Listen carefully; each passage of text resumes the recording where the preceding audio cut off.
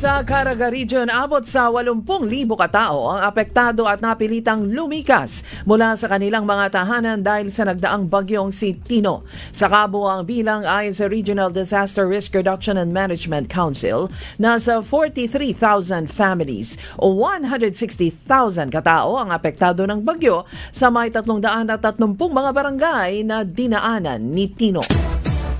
Sa Davao Region, umaabot naman sa 79 kataong sangkot sa ilegal na droga ang naaresto at nakunan ng 1.2 million pesos na halaga ng shabu sa ikinasang simultaneous law enforcement operation ng PNP.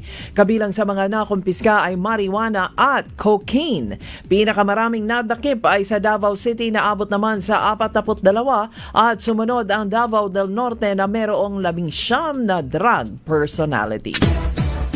Sa Jolo, nagtamo ng sira ang barkong MV Maria Rebecca matapos na ito'y bumangga sa MV Antonia 1 habang nakadaong sa pantaran ng bayan.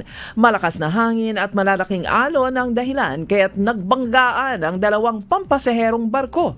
Wala namang iniulat na nasawi o nasaktan. Sa Ipil, Zamboanga, Sibugay, iniimbestigahan na ng PNP ang misteryosong pagpatay sa dalawang mga security guard ng Bureau of Internal Revenue Office. Nadiskubre ng utility worker ang bangkay ng dalawa na nakahandusay malapit sa main entrance ng opisina. May kabinet na nakabukas nang dumating ang mga pulis at inalam kung may mga nawawalang dokumento o mahahalagang gamit.